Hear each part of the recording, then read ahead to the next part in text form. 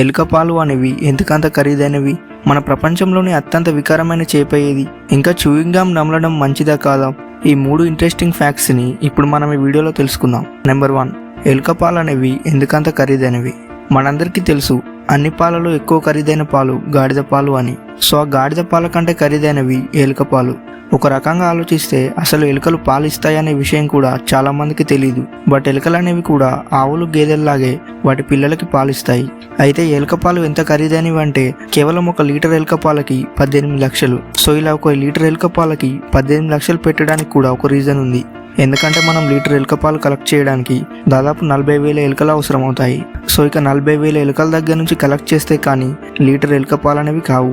Litre ఎలుక పాలకి 18 లక్షలు.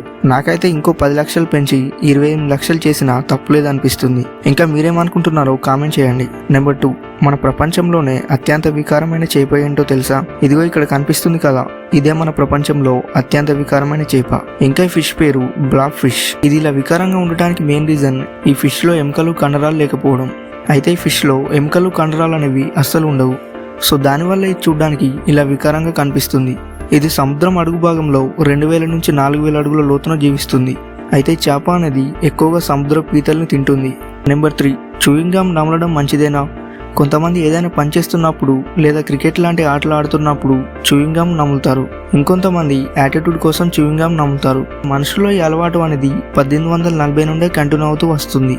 ఎందుకంటే 1840లో అప్పటి జనాలు కొంతమంది చెట్టు నుంచి వచ్చే రెసిన్ అనే బంక లాంటి పదార్థాన్ని ఉడికించి నమలేవారు.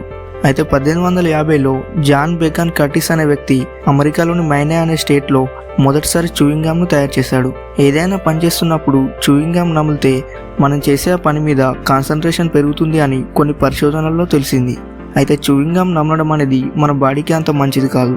ఎందుకంటే చూయింగ్ గమ్లో ఉండే హై లెవెల్ షుగర్స్ వల్ల మన దంతాలు అనేవి త్వరగా పాడైపోతాయి. ఇంకా జీర్ణాశయానికి కూడా ప్రాబ్లమ్స్ అనేవి వస్తాయి. ఈ చూయింగ్ గమ్ నమలే అలవాటు ఉన్న వాళ్ళకి జంక్ ఫుడ్స్ మాత్రమే టేస్ట్గా అనిపిస్తాయి. దీంతో వీళ్ళు జంక్ ఫుడ్స్కి అలవాటు పడతారు. సో దానివల్ల వాళ్ళ హెల్త్ అనేది పాడవుతుంది. ఇంకా ఎలా చూసుకున్నా కానీ చూయింగ్ గమ్ నమలడం అనేది మన బాడీకి అంత మంచిది కాదు. అలాగే మీకు ఈ వీడియో నచ్చితే లైక్ చేసి దీని గురించి మీరేమనుకుంటున్నారో కింద కామెంట్ చేసి చెప్పండి.